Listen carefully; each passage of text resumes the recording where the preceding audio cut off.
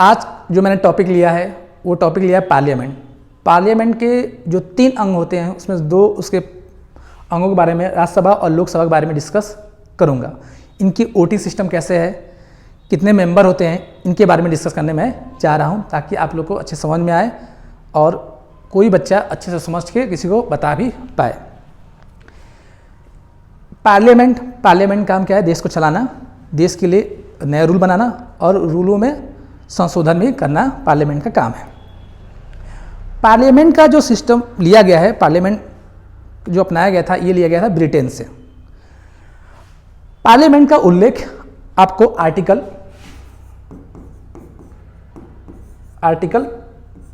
79 में मिलेगा। आपको ये भी पता चलेगा कि पार्लियामेंट में 3 अंग होते हैं। एक होता है लोकसभा, दूसरा होता है प्रेसिडेंट, तीसरा होता है राज्यसभा।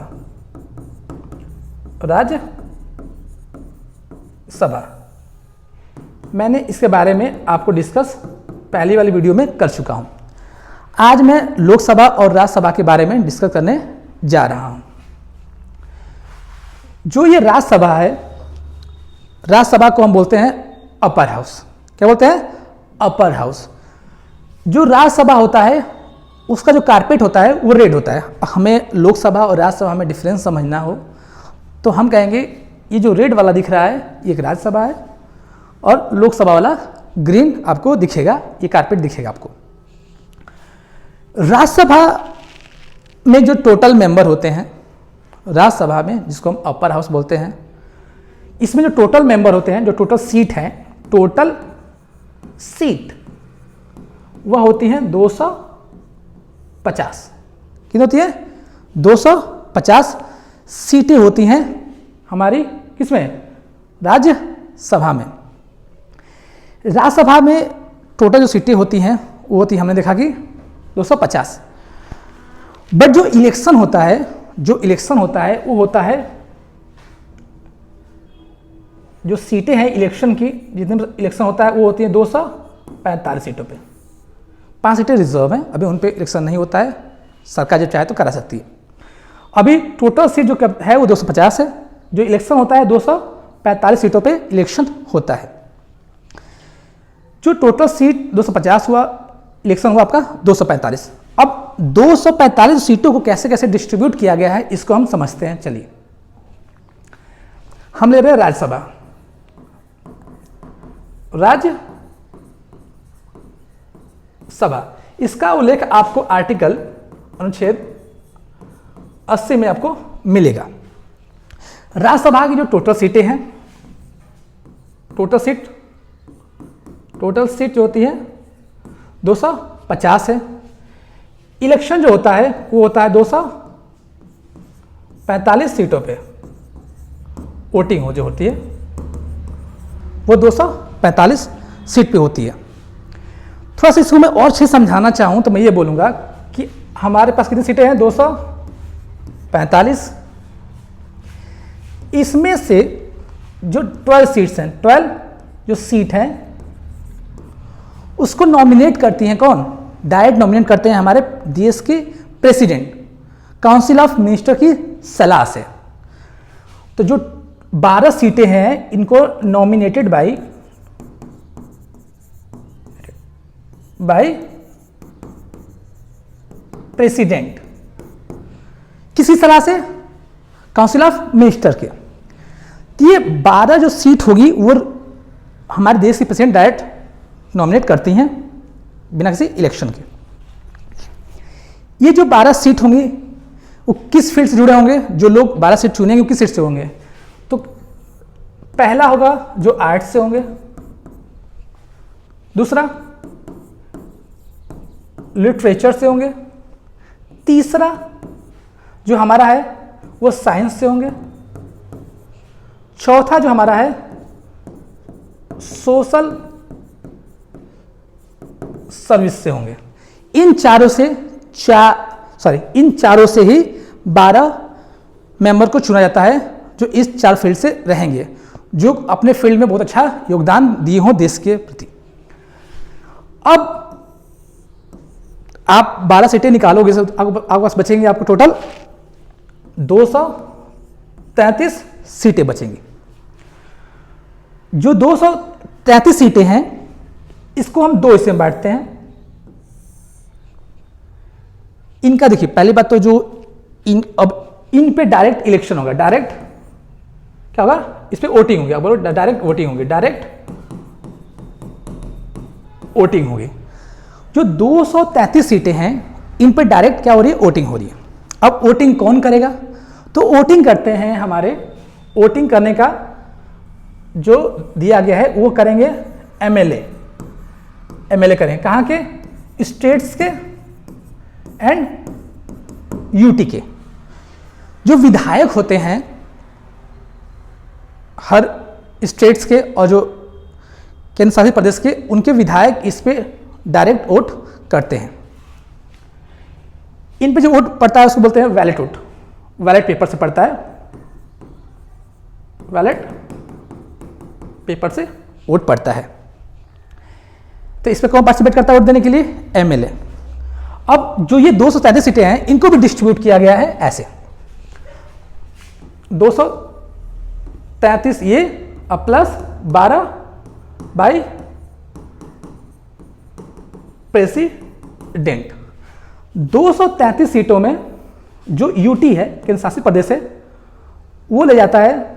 पहला आप ले गया आपका दिल्ली। दिल्ली में आपको 3 सीटों पर इलेक्शन होता है, मतलब 3 सीटें यहां से ली जाती हैं। पौंडीचेरी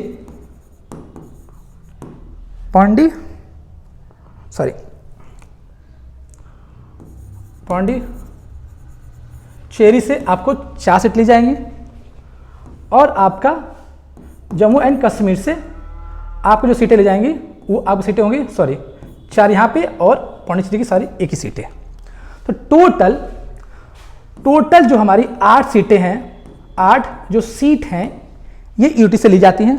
अब आपके पास बच गया 225 सीट। देखिए 233 गया, 3 गया, 30, 5 गया, 25। अब ये जो 225 सीटें हैं इस पे जो होता है वो उस पे वोट डालते हैं स्टेट्स के एमएलए, और बाकी यूटी के एमएलए। तो ये होता है वोटिंग सिस्टम, कैसे वोट होता है। अब जो वोटिंग होती है वो उसका भी एक फॉर्मूला होता है, नंबर ऑफ वोट्स अपॉन में टोटल सीट प्लस 1 होल पे प्लस 1 और इंटू 100 करके हम निकालते हैं कि, और एक सीटों को 100 पॉइंट से डिनोट किया जाता है कि एक सीट बराबर 100 पॉइंट होते हैं। आप इसको और अच्छे से बोलोगे तो मैं उसको वो थोड़ा समझाने में टाइम लगता है तो वीडियो बहुत ज़्यादा लंबी बन जाएगी। चलिए अब समझते हैं हम लोकसभा के बारे में। अब जो हमारा है वो है लोकसभा। क्या है? लोकसभा। इसका उल्लेख आर्टिकल अनुच्छेद 81 में आपको मिलेगा। लोकसभा में जो टोटल सीटें थी वो 552 थी। कितनी? टोटल जो सीट थी वो 252 थी। बट इसमें से 2 सीटें क्या थी? घट गई, जो कि थी एंग्लो इंडियंस के लिए। तो ये 2 सीटें क्या हो गई? घट गई।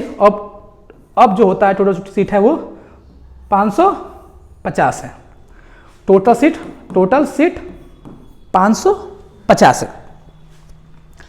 550 जो सीटें हैं इसको डिवाइड किया गया ऐसे, समझिए आप, इनको डिवाइड किया गया ऐसे, 550 को ऐसे डिवाइड किया गया कि भैया देखिए जो यूटी है, जो केंद्र शासित प्रदेश हैं, उनको सीटें दी गई 20, स्टेट्स इनको जो सीटें गई 530, ऐसे ये डिवाइड किया गया था। बट वोटिंग पूरी सीटों पे नहीं होता है। जैसे जो सीटें डिवाइड की जाती हैं ये पॉपुलेशन के हिसाब से डिस्ट्रीब्यूट जाती है। भाई कि हाँ इतना पॉपुलेशन है तो इस पर 1 सीट रखी जाएगी, इतनी पॉपुलेशन है तो इतनी सीट रखी जाती है। तो जो इलेक्शन होता है, इलेक्शन जो चुनाव होता है वो होता है 543 सीटों पे। कितने पे? 543 सीटों पे। तो आप ये सोच रहे होंगे कि किस 7 सीटों पे इलेक्शन नहीं होता है? नहीं, उनका अभी समीकरण नहीं बैठ पाता है प्रोपोर्शनल हिसाब से, तो उनको अभी होल्ड पर रखा गया। तो टोटल इलेक्शन होता है 543 सीटों पे, जिसमें से यूटी की सीटें कितनी है आपकी? 19। कितनी है? 19 सीटें हैं। लोकसभा में केंद्र शासित प्रदेश से 19 सीटों पे इलेक्शन होता है। स्टेट से आपको होता है कितना? यहां पे गया तो आपके पास बचा कितना? 524। तो 524 सीटों पे आपका इलेक्शन होता है। किसमें? लोकसभा में। स्टेट के में जो सीटें हैं, अब इनका जो वोट दिया जाता है लोकसभा में, जो लोग वोट करते हैं वो लोगों द्वारा होता है, बाय द पीपल होता है। मतलब देश के नागरिक डायरेक्ट को वोट करते हैं और लोकसभा के मेंबर को चुनते हैं। हाँ, इंपॉर्टेंट ये भी चीज़ है कि जो लोकसभा है इसको लोअर हाउस कहते हैं, राज्यसभा को अपर हाउस कहते हैं। राज्यसभा को हम सीनियर हाउस भी कहते हैं, क्योंकि उसकी जो मेंबर्स की एज होती है वो 30 साल होती है, और जो लोकसभा के जो एज है वो 25 ईयर होती है। अगर कोई भी मेंबर 25 साल का है तो वो लोकसभा का इलेक्शन लड़ सकता है। राज्यसभा के लिए 30 साल है। लोकसभा में सीटों को ऐसे डिस्ट्रीब्यूट किया गया है, और थोड़ा सा इसको मैं थोड़ा सा और अच्छे से थोड़ा समझा दूं, 1-2 पॉइंट्स जोड़ के, तो मैं ये बोलूंगा कि जो 524 सीटें हैं ना, जो 524 सीटें हैं, या पूरे बोल दो आप, सॉरी इसमें पूरा बोल देते हैं समझाने के लिए आपको, कि मान लीजिए कि 500 कितनी सीटें चुनाव हो रहा है? 543 हो रहा है सीटों पे। तो इस पे क्या होता है कि जो 131 सीटें हैं वो रिजर्व होती हैं। मतलब समझ लो आप, रिजर्व है, रिजर्व्ड है किसके लिए? एससी एंड एसटी के लिए। एससी के लिए शायद 87 सीटें हैं, और एसटी के लिए आपको 87 है ना? हाँ, इसके लिए शायद इसके लिए 44 है, 8 4 12, हाँ ऐसे शायद कुछ ऐसी सीटें ही हैं, शायद मैं भूल नहीं रहा हूँ। तो एसटी के लिए 44 है और एसटी के लिए 87 है। अगर मैं थोड़ा सा मैं भूल नहीं रहा हूँ तो 8 4 12 7 4 11 13 ऐसे कुछ सीटों को एसटी एससी वर्ग में डिस्ट्रीब्यूट किया गया है। ये थोड़ा डाउट है तो इसको चेक कर लीजिएगा। तो इतनी सीटें क्या की गई हैं? रिजर्व की गई हैं उनके लिए। तो उनके जो एसटी एससी लोग हैं इस पर चुने जाएंगे, उनके अलावा इस सीटों पर कोई और नहीं लड़ सकता है। तो ये डिफरेंस था लोकसभा और राज्यसभा में। तो राज्यसभा में अब थोड़ा सा हम इसको संक्षेप में थोड़ा सा देखें तो मैं ऐसे कहूँगा, यहाँ बना लो आप लोकसभा, लोकसभा, यहाँ बना लो आप राज्यसभा, राज्यसभा। लोकसभा में कौन वोट करता है? टोटल सीट कितनी है? टोटल सीटें हैं 550 टोटल सीट। राज्यसभा में कितनी सीटें हैं? 200, टोटल सीट 250 है। इलेक्शन कितने पे होता है इस पे? इस पे इलेक्शन होता है 543 सीटों पे। यहाँ पे जो इलेक्शन होता है वो होता है 245 सीटों पे। 12 वो मैं सिर्फ जोड़ दिया हूँ जो प्रेसिडेंट नॉमिनेट करते हैं डायरेक्ट, इसको आप ध्यान रखिएगा। प्लस वो वाला है इसमें आप जोड़ लीजिएगा प्रेसिडेंट इंक्लूडेड, ठीक है। तीसरा सूत्र क्या है कि जो एज है, जो एज क्राइटेरिया है लोकसभा की, उसके लिए आपको 25 साल का होना अनिवार्य है। राज्यसभा के लिए क्या है कि जो एज है वो होनी चाहिए 30 ईयर्स होनी चाहिए, और इसका 25 ईयर। एक इंपॉर्टेंट क्या है कि जो इसका जो चेयरमैन होगा, जो चेयरमैन होंगे वो होते हैं वाइस प्रेसिडेंट। जो देश के हमारे उपराष्ट्रपति होते हैं वही चेयरमैन होते हैं राज्यसभा के। आप इसको दिमाग में बैठा लीजिए। ये इनमें प्रमुख जो अंतर है ऐसे है। इसमें थोड़ा सा और हम बहुत सारे हाँ अभी भी कह सकते हैं कि जो वोटिंग है इसमें कौन, लोकसभा में लोग पार्टिसिपेट करते हैं, पीपल वोट करते हैं, डायरेक्ट वोट करते हैं। इसमें क्या है, इसमें क्या करते हैं, इसमें बैलेट पेपर्स होता है, सॉरी बैलेट पेपर्स होता है। और कौन वोट करता है इसमें? वोट करते हैं एमएलए। एमएलए किसके? स्टेट्स एंड यूटी के। तो ये सब चीज़ें हैं जो आपको मेजर इनमें डिफरेंस था। इसका आपका उल्लेख आर्टिकल 81 मिलेगा, इसका आपको मिलेगा 80 में आपका ऐसा उल्लेख मिलेगा। तो ये प्रमुख चीज़ें हैं जो आपको जाननी चाहिए थी।